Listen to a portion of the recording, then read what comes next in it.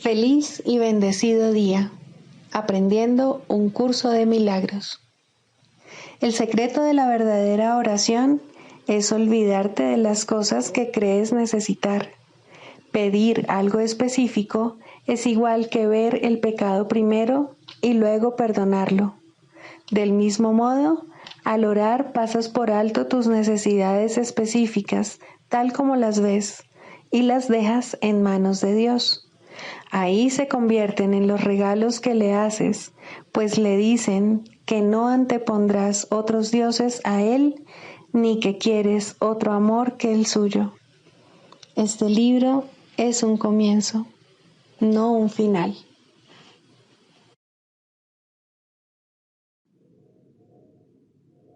Del prefacio, que postula, párrafo 8. Las relaciones especiales que se establecen en el mundo son destructivas, egoístas e infantilmente egocéntricas. Mas, si se le entregan al Espíritu Santo, pueden convertirse en lo más sagrado de la tierra, en los milagros que señalan el camino de retorno al cielo. El mundo utiliza las relaciones especiales como el último recurso en favor de la exclusión y como una prueba de la realidad de la separación. El Espíritu Santo las transforma en perfectas lecciones de perdón y las utiliza como un medio para despertarnos del sueño. Cada una representa una oportunidad de sanar nuestras percepciones y de corregir nuestros errores. Cada una es una nueva oportunidad de perdonarnos a nosotros mismos, perdonando a otros. Y cada una viene a ser una invitación más al Espíritu Santo y al recuerdo de Dios.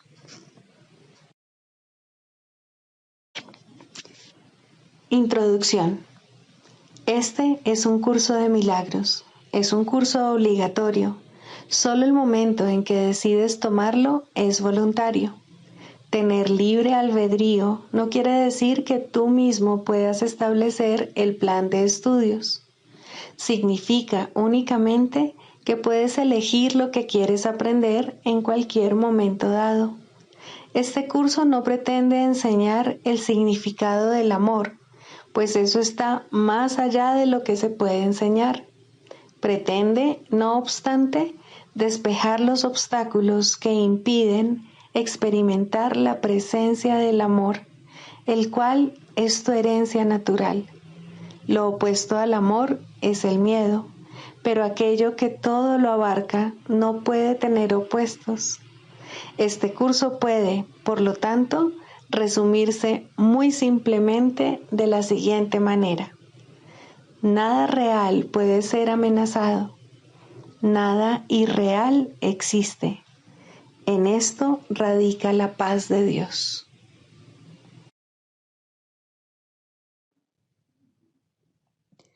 Capítulo 1. El significado de los milagros. Primero, principios de los milagros.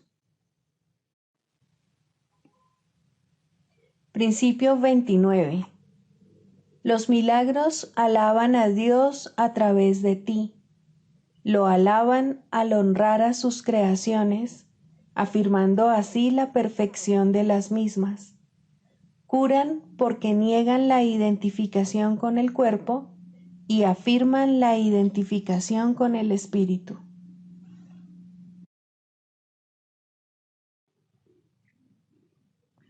Capítulo 10.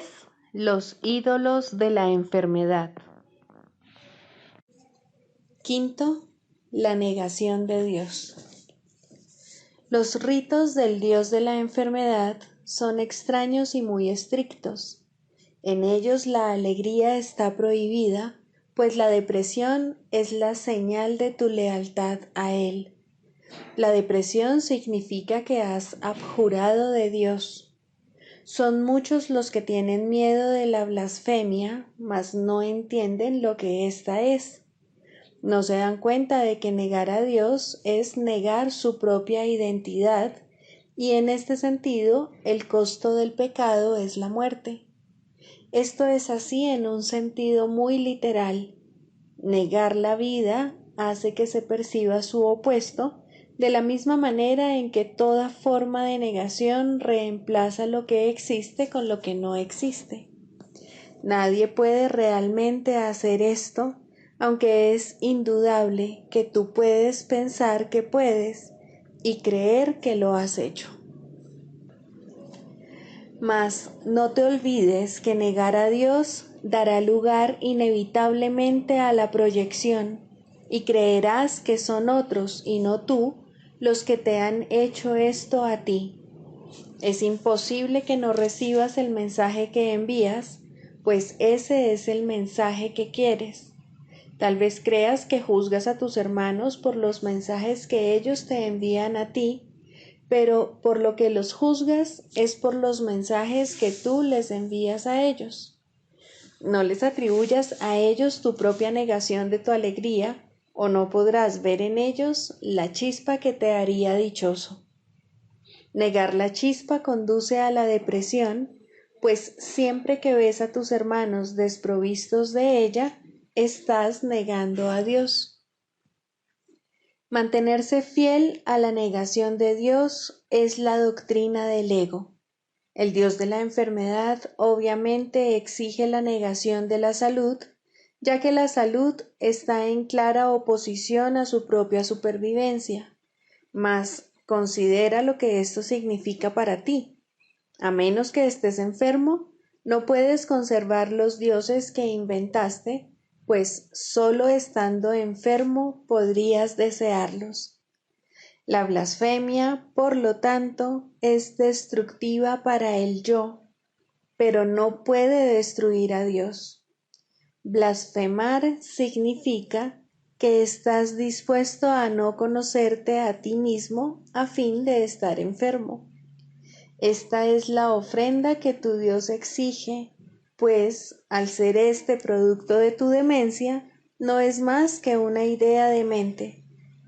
Esta se manifiesta de muchas maneras, pero si bien puede parecer ser muchas cosas diferentes, no es sino la misma idea, la negación de Dios. Parece como si la enfermedad y la muerte hubiesen entrado en la mente del Hijo en contra de la voluntad del Padre.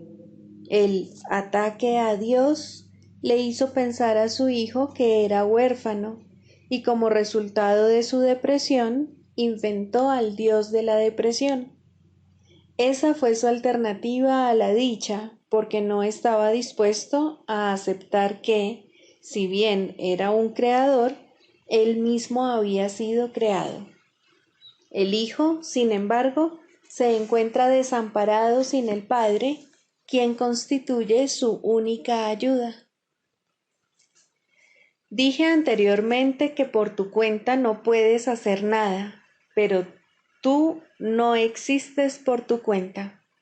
Pues si existieses por tu cuenta, lo que has hecho sería verdad y nunca te podrías escapar. Precisamente porque no te creaste a ti mismo, es por lo que no tienes que preocuparte por nada. Tus dioses no son nada porque tu Padre no los creó. No puedes crear creadores que no sean como tu Creador, de la misma forma en que Él no habría podido crear un hijo que no fuese como Él. Si la creación es compartir, no puede crear lo que no es igual a ella misma.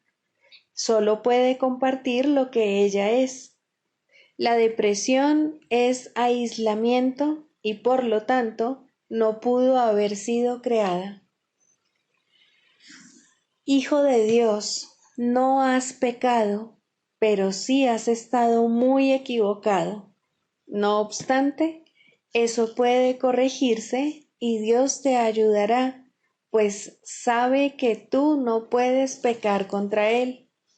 Lo negaste porque lo amabas, pues sabías que de reconocer tu amor por Él no habrías podido negarle. Negarle significa, por lo tanto, que lo amas, y que sabes que Él te ama a ti. Recuerda que tienes que haber conocido previamente lo que niegas, y si aceptas la negación, también puedes aceptar su deshacimiento. Tu Padre no te ha negado.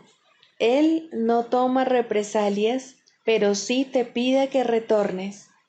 Cuando piensas que Él no ha respondido a tu llamada, es porque tú no has respondido a la suya. Te llama desde cada parte de la filiación debido al amor que le profesa a su Hijo. Si oyes su mensaje, Él te habrá respondido y te harás consciente de Él si escuchas debidamente. El amor de Dios está en todo lo que Él creó, pues su Hijo está en todas partes. Contempla a tus hermanos en paz, y Dios no se demorará ni un instante en llegar a tu corazón como muestra de agradecimiento por la ofrenda que le haces.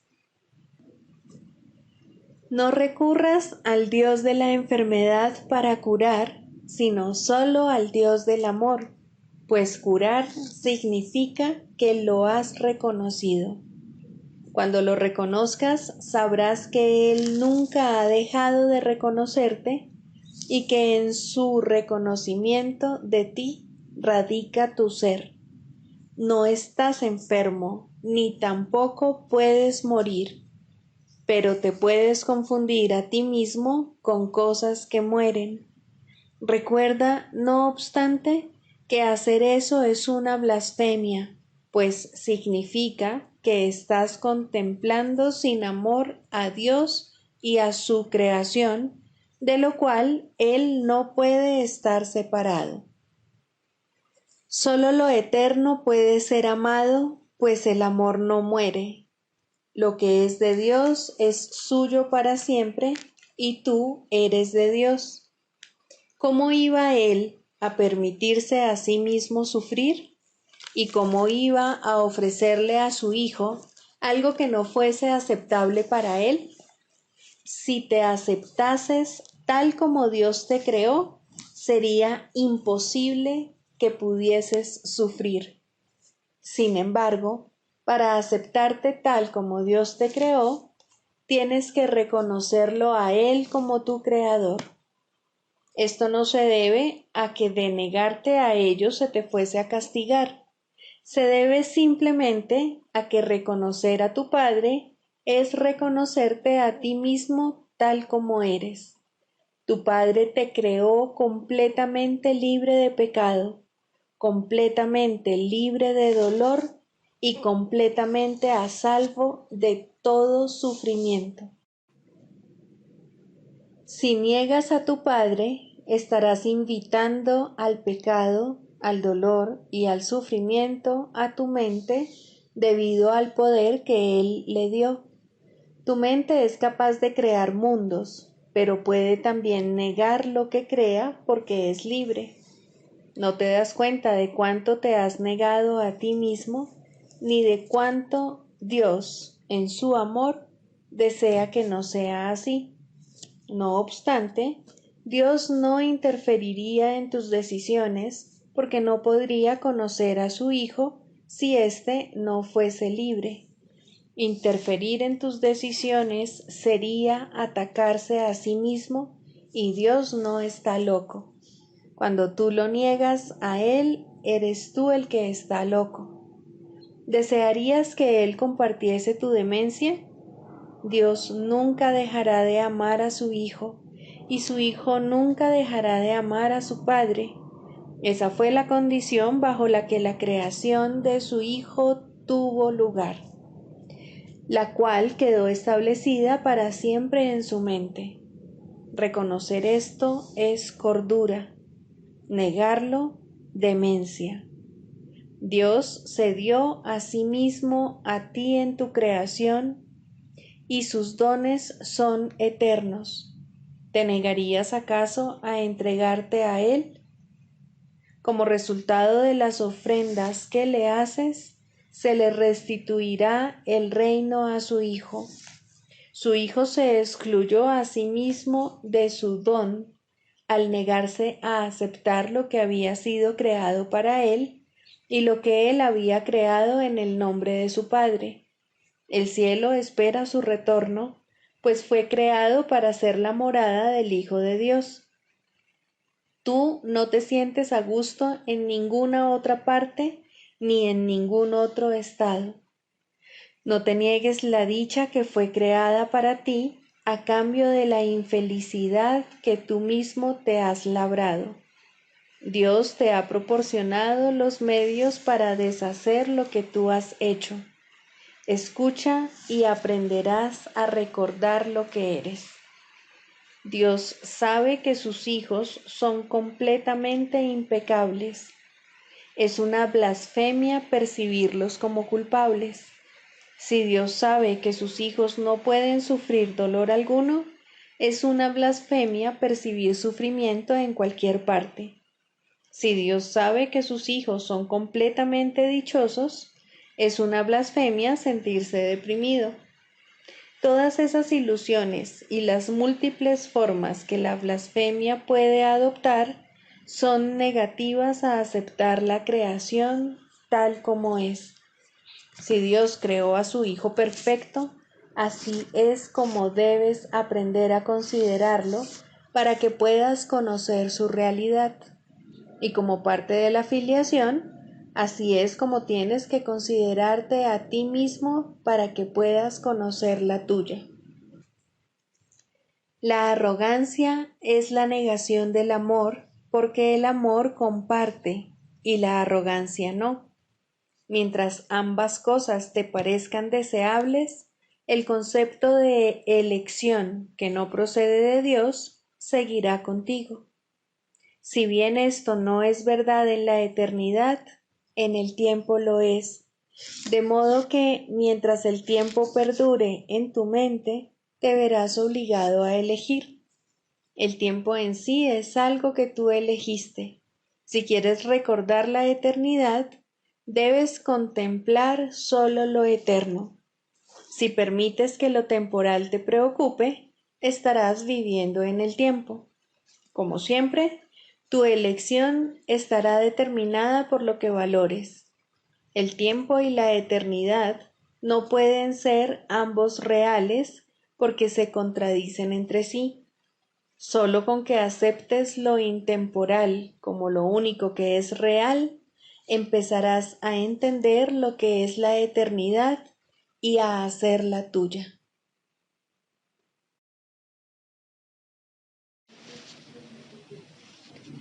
Libro de ejercicios, lección 152. Tengo el poder de decidir. Nadie puede sufrir pérdida alguna a menos que esa haya sido su propia decisión. Nadie sufre dolor salvo cuando él mismo así lo decide. Nadie puede estar afligido, sentir temor o creer que está enfermo a menos que eso sea lo que desea. Y nadie muere sin su propio consentimiento. Jamás ocurre nada que no sea una representación de tus deseos, ni se te niega nada de lo que eliges.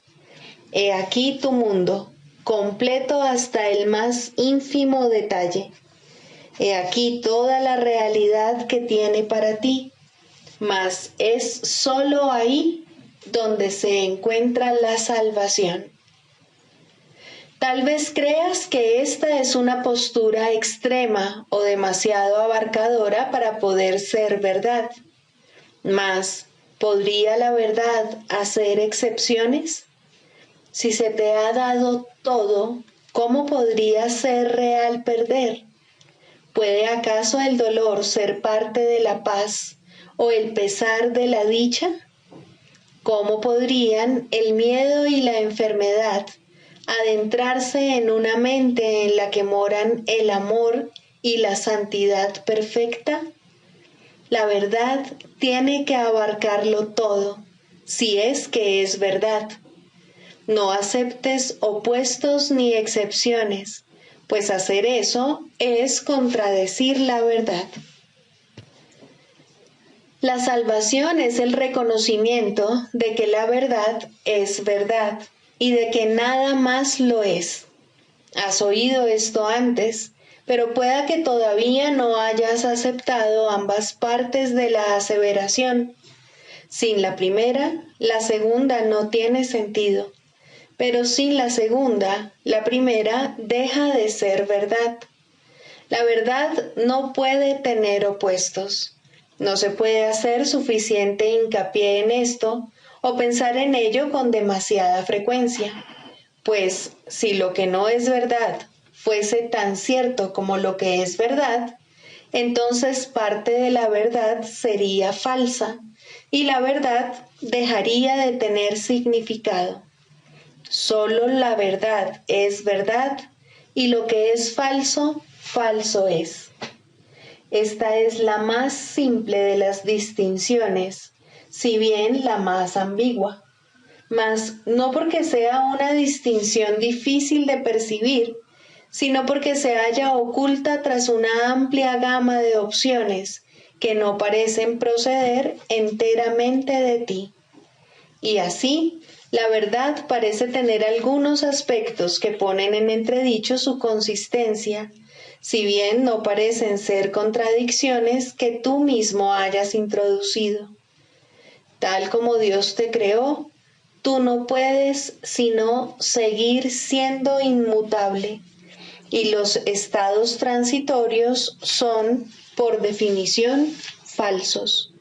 Eso incluye cualquier cambio en tus sentimientos, cualquier alteración de las condiciones de tu cuerpo o de tu mente, así como cualquier cambio de conciencia o de tus reacciones. Esta condición de abarcamiento total es lo que distingue a la verdad de la mentira y lo que mantiene a lo falso separado de la verdad y como lo que es.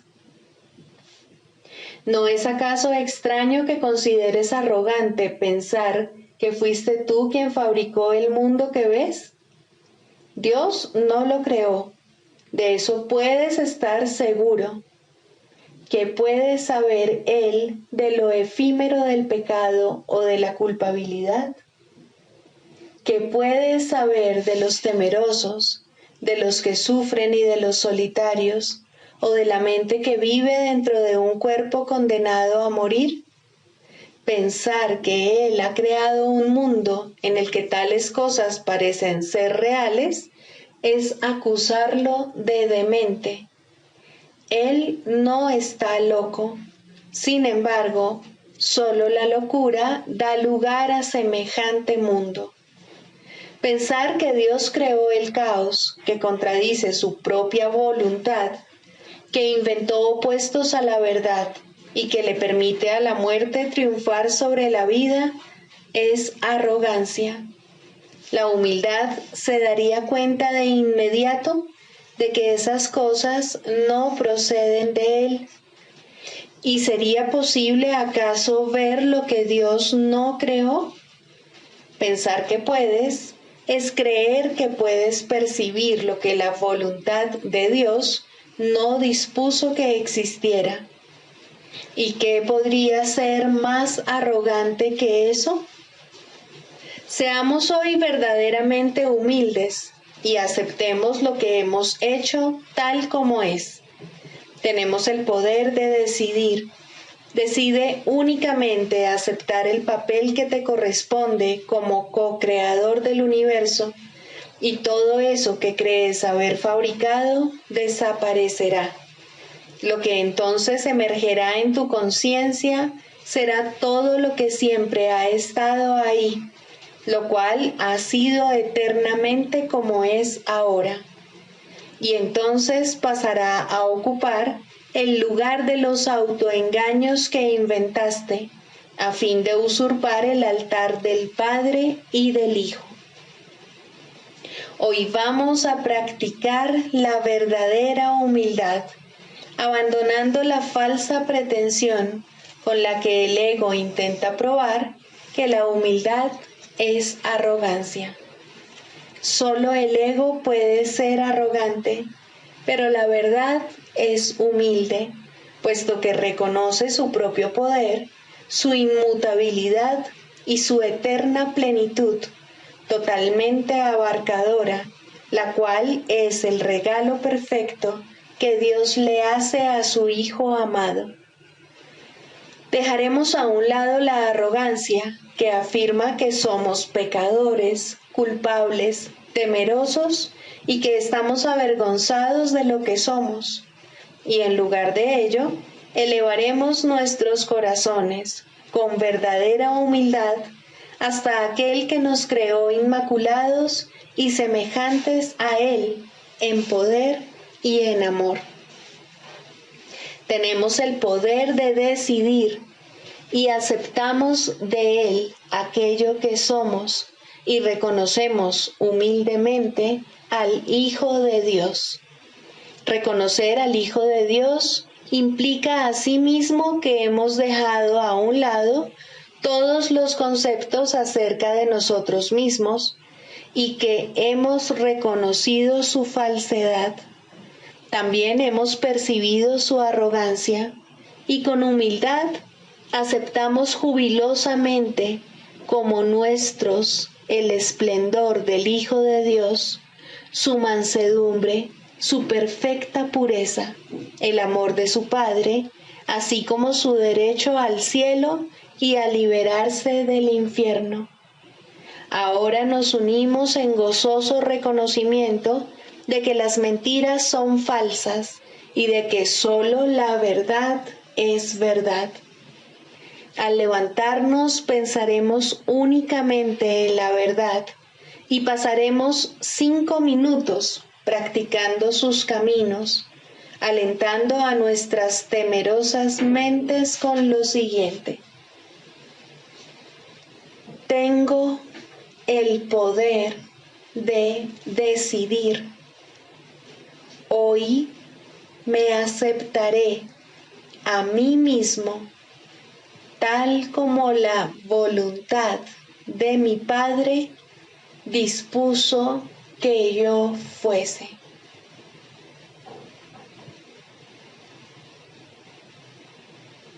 Luego aguardaremos en silencio, abandonando todo autoengaño, según le pedimos humildemente a nuestro ser que se revele ante nosotros. Y aquel que nunca nos abandonó volverá de nuevo a nuestra conciencia, agradecido de poder devolverle a Dios su morada, tal como siempre debió ser.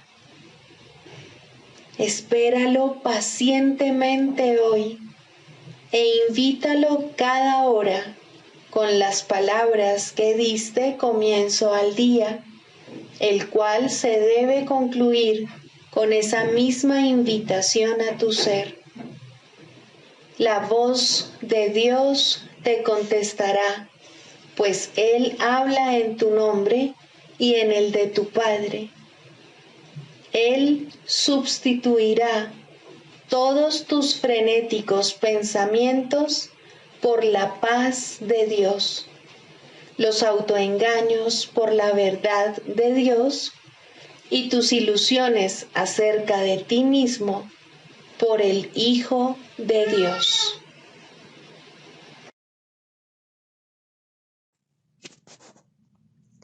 Del Manual para el Maestro, pregunta 4. ¿Cuáles son las características de los maestros de Dios? 1. Confianza. He aquí la base sobre la que descansa su capacidad para llevar a cabo su función. La percepción es el resultado de lo que se ha aprendido. De hecho, la percepción es lo que se ha aprendido, ya que causa y efecto nunca se encuentran separados. Los maestros de Dios tienen confianza en el mundo, porque han aprendido que no está regido por las leyes que el mundo inventó. Está regido por un poder que se encuentra en ellos, pero que no es de ellos. Este poder es el que mantiene todas las cosas a salvo. Mediante este poder, los maestros de Dios contemplan un mundo perdonado. Una vez que hemos experimentado ese poder, es imposible volver a confiar en nuestra insignificante fuerza propia. ¿Quién trataría de volar con las minúsculas alas de un gorrión cuando se le ha dado el formidable poder de un águila? ¿Y quién pondría su fe en las miserables ofrendas del ego cuando los dones de Dios se encuentran desplegados ante él? ¿Qué induce a los maestros de Dios a efectuar este cambio? A. Desarrollo de la confianza. En primer lugar, tienen que pasar por lo que podría calificarse como un periodo de deshacimiento. Ello no tiene por qué ser doloroso, aunque normalmente lo es. Durante este periodo parece como si nos estuviesen quitando las cosas, y raramente se comprende, en un principio, que estamos simplemente reconociendo su falta de valor. ¿De qué otro modo se iba a poder percibir lo que no tiene valor, a no ser que el perceptor estuviese en una posición desde la que no puede sino ver las cosas de otra manera? Aún no ha llegado al punto en el que puede efectuar el cambio interno totalmente. Por ello, el plan a veces requiere que se efectúen cambios en lo que parecen ser las circunstancias externas. Estos cambios son siempre beneficiosos. Una vez que el Maestro de Dios ha aprendido esto, pasa a la segunda fase. Ahora el Maestro de Dios tiene que pasar por un periodo de selección. Este periodo es siempre bastante difícil, pues al haber aprendido que los cambios que se producen en su vida son siempre beneficiosos, tiene entonces que tomar todas sus decisiones sobre la base de si contribuyen a que el beneficio sea mayor o menor. Descubrirá que muchas cosas, si no la mayoría de las que antes valoraba, tan solo obstruyen su capacidad para transferir lo que ha aprendido a las nuevas situaciones que se le presentan. Puesto que ha valorado lo que en verdad no vale nada, no generalizará la lección por temor a lo que cree que puede perder o deba sacrificar. Se necesita haber aprendido mucho para poder llegar a entender que todas las cosas, acontecimientos, encuentros y circunstancias son provechosos. Solo en la medida en que son provechosos, deberá concedérseles algún grado de realidad en este mundo de ilusiones. La palabra valor no puede aplicarse a nada más. La tercera fase por la que el Maestro de Dios tiene que pasar podría llamarse periodo de renuncia. Si se interpreta esto como una renuncia a lo que es deseable, se generará un enorme conflicto. Son pocos los maestros de Dios que se escapan completamente de esta zozobra. No tiene ningún sentido, no obstante, separar lo que tiene valor de lo que no lo tiene, a menos que se dé el paso que sigue naturalmente. Por lo tanto, el periodo de transición tiene que ser un periodo en el que el Maestro de Dios se siente obligado a sacrificar sus propios intereses en aras de la verdad. Todavía no se ha dado cuenta de cuán absolutamente imposible sería una exigencia así. Esto solo lo puede aprender a medida que renuncia realmente a lo que no tiene valor. Mediante esa renuncia, aprende que donde esperaba aflicción, encuentra en su lugar una feliz despreocupación. Donde pensaba que se le pedía algo, se encuentra agraciado con un regalo. Ahora llega un periodo de asentamiento. Es este un periodo de reposo en el que el Maestro de Dios descansa razonablemente en paz por un tiempo. Ahora consolida su aprendizaje. Ahora comienza a ver el valor de transferir lo que ha aprendido de unas situaciones a otras. El potencial de lo que ha aprendido es literalmente asombroso, y el Maestro de Dios ha llegado a un punto en su progreso desde el que puede ver que en dicho aprendizaje radica su escape. Renuncia a lo que no quieres y quédate con lo que sí quieres. Qué simple es lo obvio y qué fácil. El Maestro de Dios necesita este periodo de respiro. Todavía no ha llegado tan lejos como cree, mas cuando está listo para seguir adelante, marcharán a su lado compañeros poderosos. Ahora descansa por un rato y los convoca antes de proseguir. A partir de ahí, ya no seguirá adelante solo. La siguiente fase es ciertamente un periodo de inestabilidad. El Maestro de Dios debe entender ahora que en realidad no sabía distinguir entre lo que tiene valor y lo que no lo tiene. Lo único que ha aprendido hasta ahora es que no desea lo que no tiene valor y que sí desea lo que tiene. Su propio proceso de selección, no obstante, no le sirvió para enseñarle la diferencia. La idea de sacrificio, tan fundamental en su sistema de pensamiento, imposibilitó el que pudiese discernir. Pensó que había aprendido a estar dispuesto, pero ahora se da cuenta de que no sabe para qué sirve estar dispuesto. Ahora tiene que alcanzar un estado que puede permanecer fuera de su alcance por mucho, mucho tiempo. Tiene que aprender a dejar de lado todo juicio y a preguntarse en toda circunstancia qué es lo que realmente quiere. De no ser porque cada uno de los pasos en esta dirección está tan fuertemente reforzado, cuán difícil sería darlos.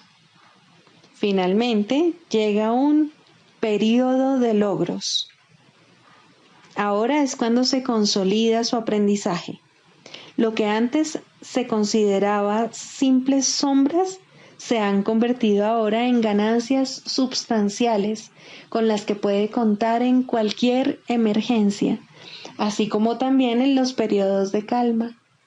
En efecto, el resultado de esas ganancias no es otro que la tranquilidad, el fruto de un aprendizaje honesto, de un pensamiento congruente y de una transferencia plena. Esta es la fase de la verdadera paz, pues aquí se refleja plenamente el estado celestial. A partir de ahí, el camino al cielo está libre y despejado y no presenta ninguna dificultad. En realidad ya está aquí. ¿Quién iba a querer ir a ninguna otra parte si ya goza de absoluta paz? ¿Y quién querría cambiar su tranquilidad por algo más deseable? ¿Qué podría ser más deseable?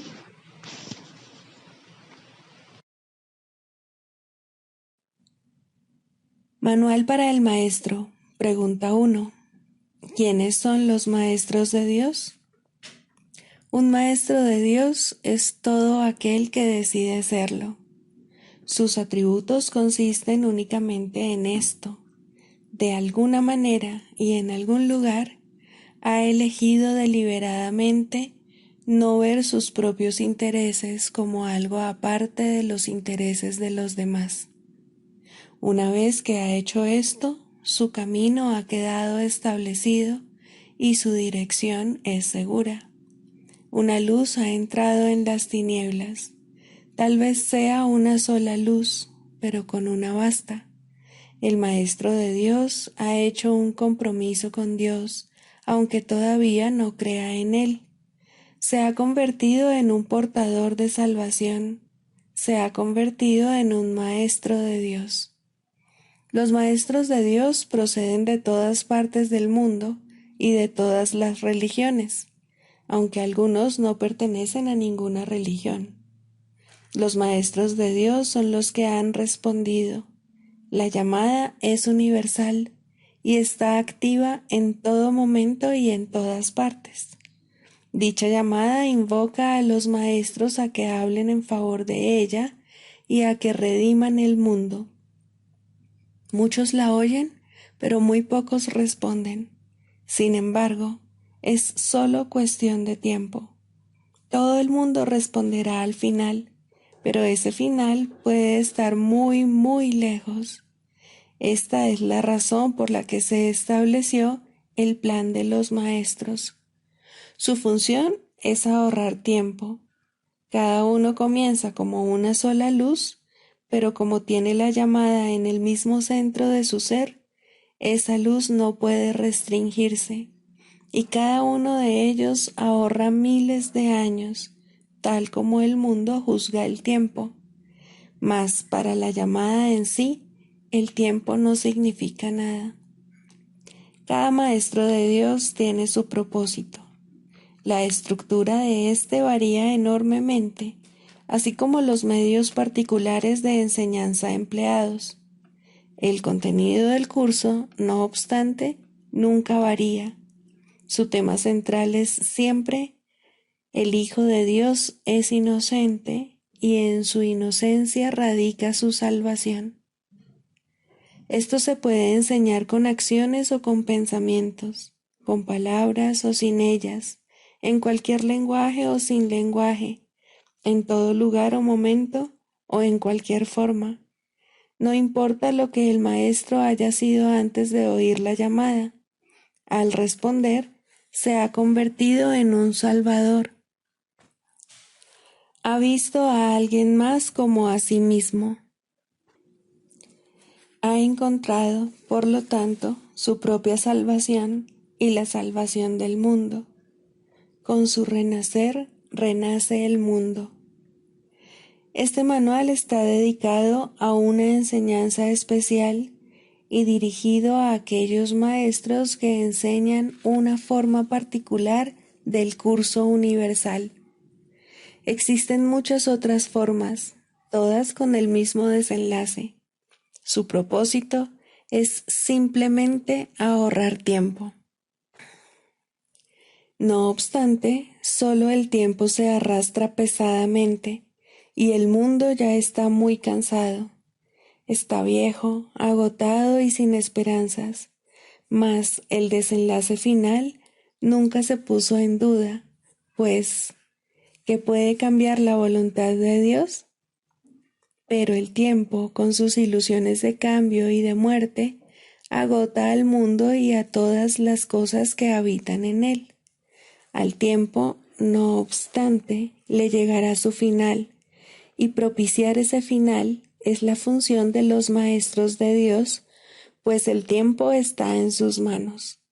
Tal fue su elección, y así se les concedió.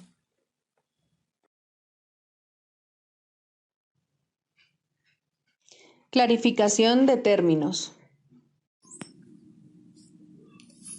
El perdón, la faz de Cristo.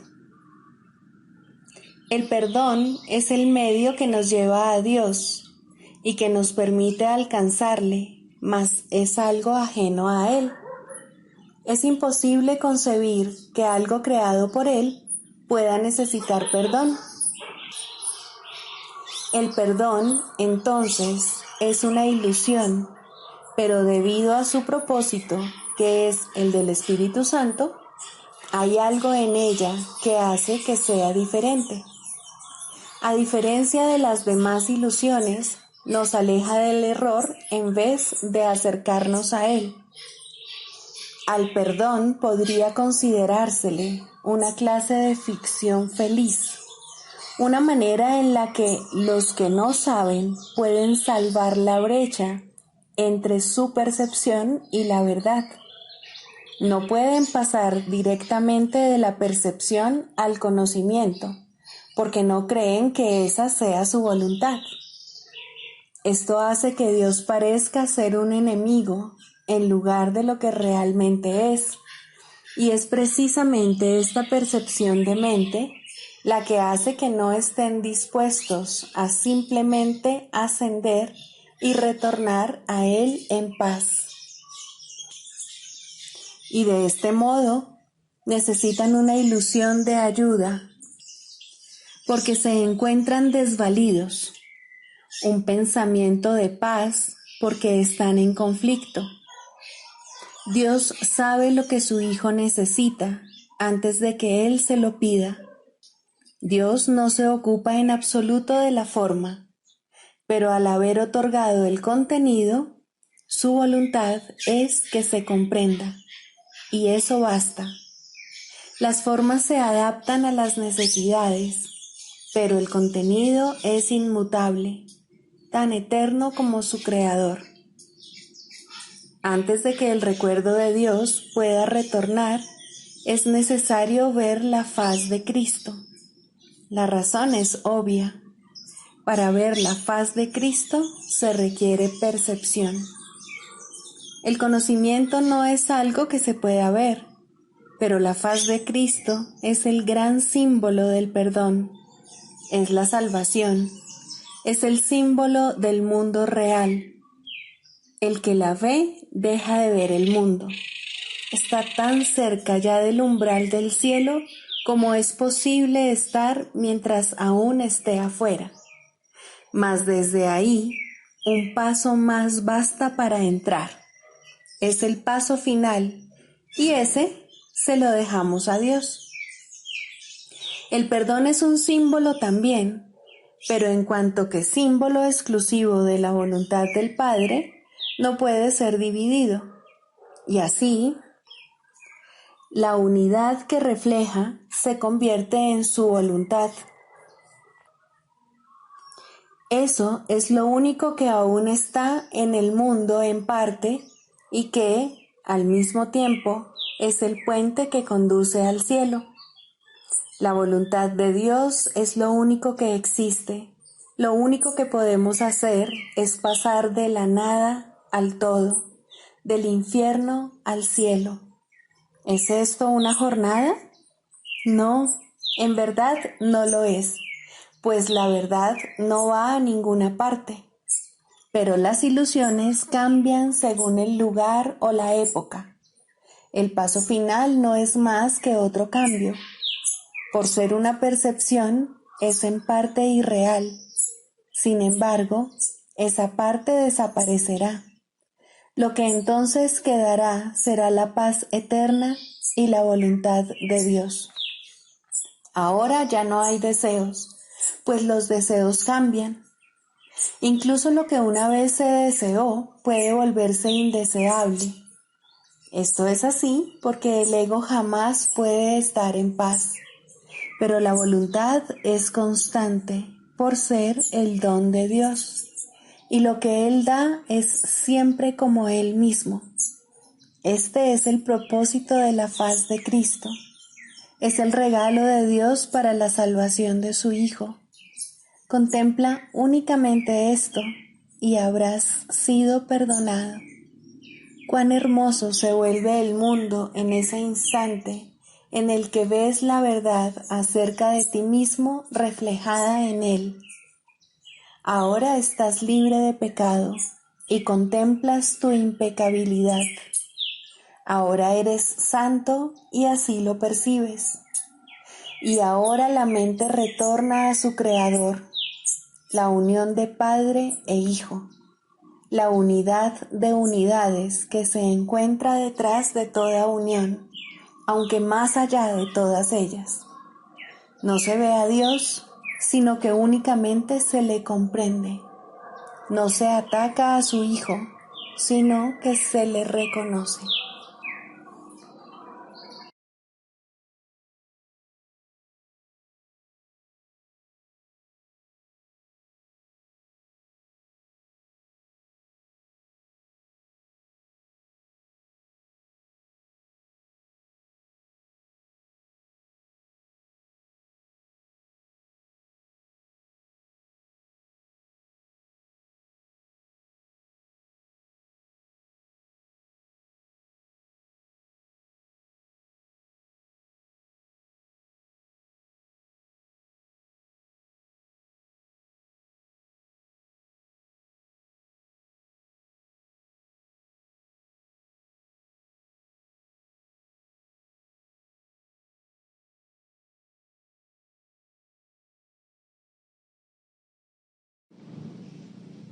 El proceso de la psicoterapia.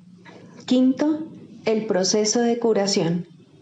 Aun cuando la verdad es simple, de todas maneras es necesario enseñarla a aquellos que han perdido el rumbo en interminables laberintos de complejidad. Esta es la gran ilusión. En su estela surge inevitablemente la creencia de que para estar a salvo uno debe controlar lo desconocido. Esta extraña creencia depende de ciertas pautas que nunca llegan hasta la conciencia. En primer lugar, se produce debido a la creencia de que existen fuerzas que se deben vencer para que uno pueda incluso estar vivo.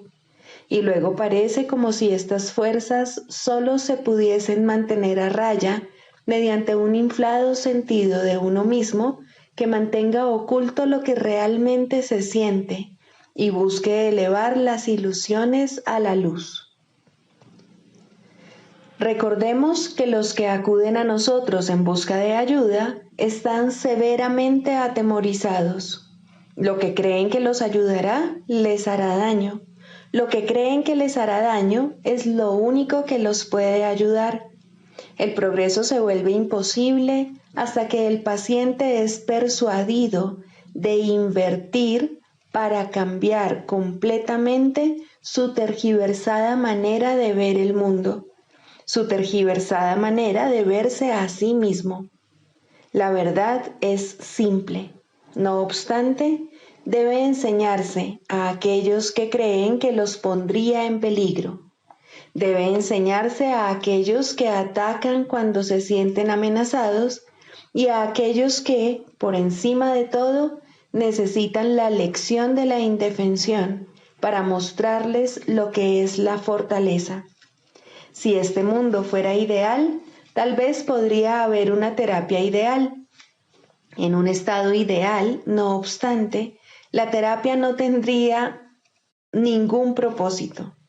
Hablamos de una enseñanza ideal en un mundo en el que el maestro perfecto no podría permanecer por mucho tiempo, y el perfecto psicoterapeuta es tan solo el tenue destello de un pensamiento aún no concebido.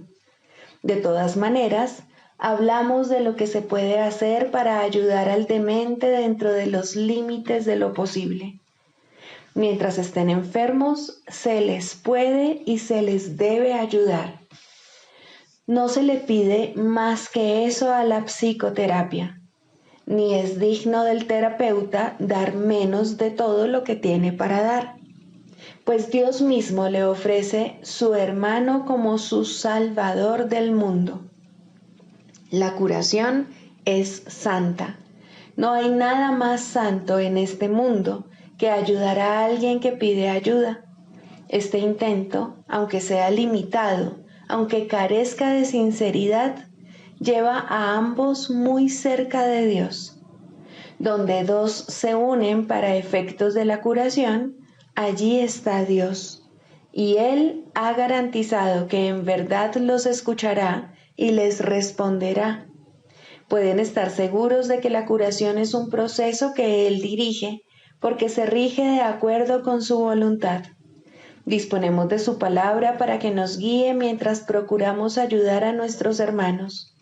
No olvidemos que por nosotros mismos no podemos hacer nada y apoyémonos en una fuerza que está más allá de nuestro limitado alcance con respecto a qué debemos enseñar y a qué debemos aprender. Un hermano que busca ayuda puede brindarnos regalos que exceden en mucho lo más elevado que se pueda percibir en sueño alguno. Nos ofrece la salvación, pues viene a nosotros como Cristo y Salvador. Lo que pide lo está pidiendo Dios a través suyo, y lo que hacemos por Él se convierte en el regalo que le hacemos a Dios.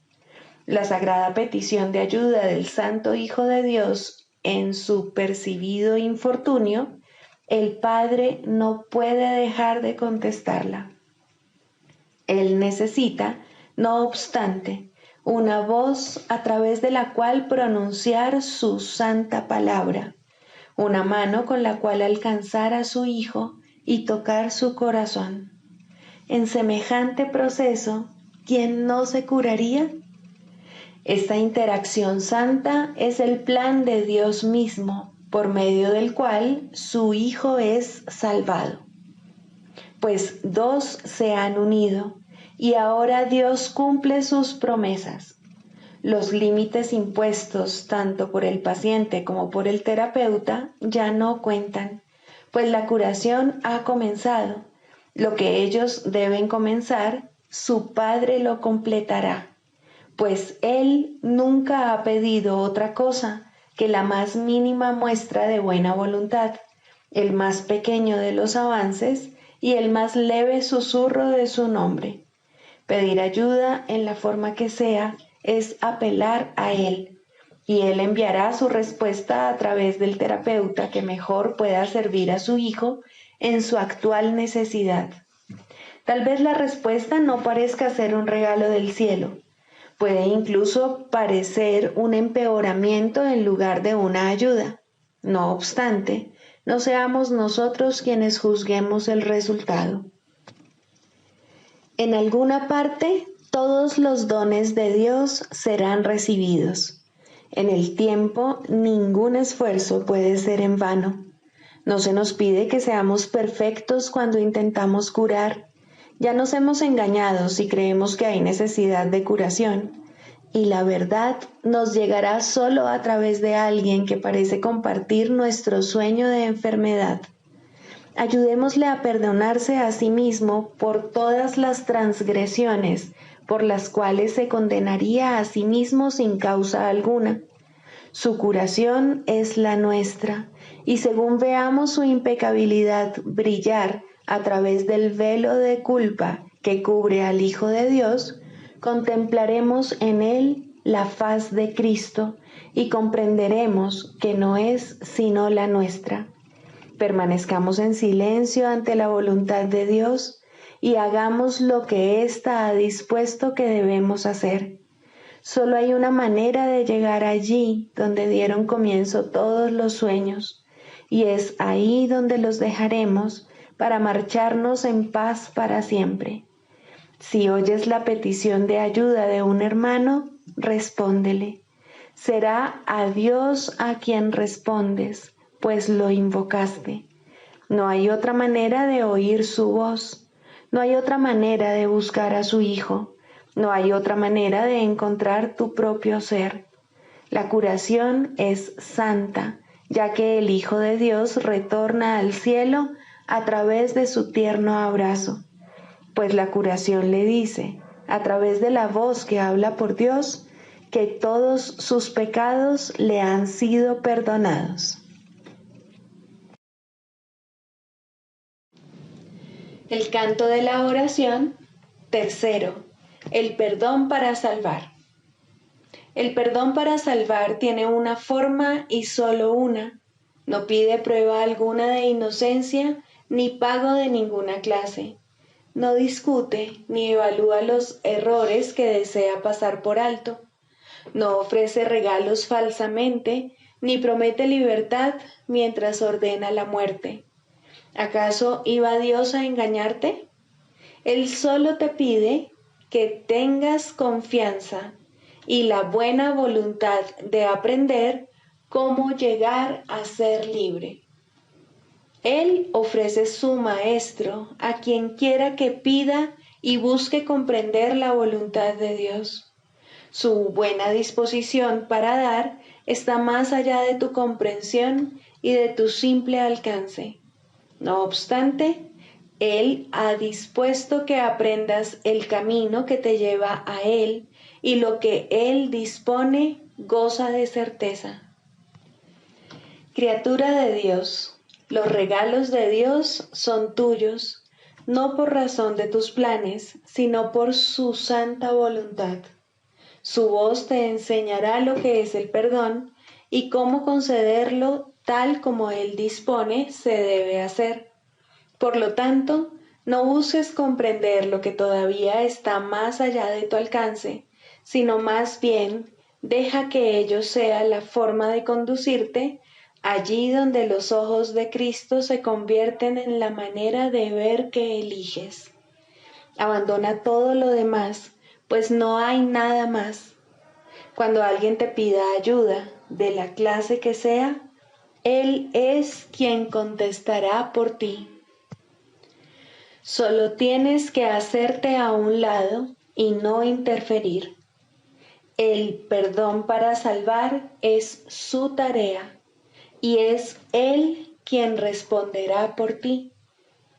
No determines la forma que debe adoptar el perdón de Cristo. Él sabe la manera de convertir cada llamada en una ayuda para ti, conforme te apresuras a llegar, por fin, a casa de tu Padre. Ahora Él puede hacer que tu paso sea firme y tus palabras sinceras, no con tu propia sinceridad, sino con la suya. Deja que Él se haga cargo de cómo vas a perdonar, y así cada ocasión será para ti un paso más en dirección al cielo y a la paz. ¿No estás cansado del cautiverio? Dios no eligió esta amarga senda para ti. Lo que has elegido todavía puede deshacerse, pues la oración es misericordiosa y Dios es justo. La suya es una justicia que Él puede entender, pero tú aún no puedes. De todos modos, Él te dará los medios para que aprendas de Él y llegues por fin a entender que la condenación no es real y que fabrica ilusiones en su propio malvado nombre. Sin embargo, la forma que los sueños parecen adoptar es irrelevante. Las ilusiones no son ciertas. Solo la voluntad de Dios es verdad y tú eres uno con Él en voluntad y propósito. Aquí terminan todos los sueños. ¿Qué debo hacer por tu santo Hijo? Debe ser lo único que preguntes siempre que se requiera tu ayuda y se busque el perdón. No necesitas juzgar la forma en que se te pide, y no seas tú quien determina la manera en la que el perdón debe llegar para salvar al Hijo de Dios. La luz de Cristo en él es su liberación, y es esta la que responde a su llamada. Perdónalo tal como el Cristo decide que debes hacerlo, y contémplalo a través de sus ojos, y también habla por él. Él conoce la necesidad, la pregunta y la respuesta, y te dirá exactamente qué debes hacer, en palabras que puedas entender y también utilizar. No confundas su función con la tuya. Él es la respuesta, tú el que escucha. ¿Y acerca de qué te habla Él? Acerca de la salvación y del regalo de paz, acerca del fin del pecado, del fin de la culpa y del fin de la muerte, y acerca del papel que el perdón ocupa en él. Limítate a escuchar, pues Él será escuchado por todo aquel que invoque su nombre y ponga su perdón en sus manos. Se le ha dado el perdón para que lo enseñe, para que lo salve de la destrucción y para hacer que los medios empleados para la separación, el pecado y la muerte se conviertan de nuevo en el santo regalo de Dios. La oración es su propia mano derecha, liberada para salvar conforme se le permite al verdadero perdón proceder de su eterna vigilancia y amor. Escucha y aprende y no juzgues. Es a Dios a quien te diriges para oír lo que debes hacer. Su respuesta será clara como el día, mas su perdón no es lo que tú crees que es. Pero Él lo sabe y eso es suficiente. El perdón tiene un maestro que no fracasa en nada. Considera esto por un momento y no intentes juzgar el perdón ni limitarlo a un marco mundano. Deja que se eleve hasta Cristo, quien lo acepta como un regalo para Él. Él no te dejará sin consuelo, ni dejará de enviarte sus ángeles desde lo alto para que te respondan en su propio nombre. Él está junto a la puerta, para la que el perdón es la única llave. Dásela a Él para que la use en tu lugar, y verás la puerta abrirse silenciosamente, revelándote la radiante faz de Cristo. Contempla a tu hermano ahí, tras la puerta, el Hijo de Dios, tal como Él lo creó.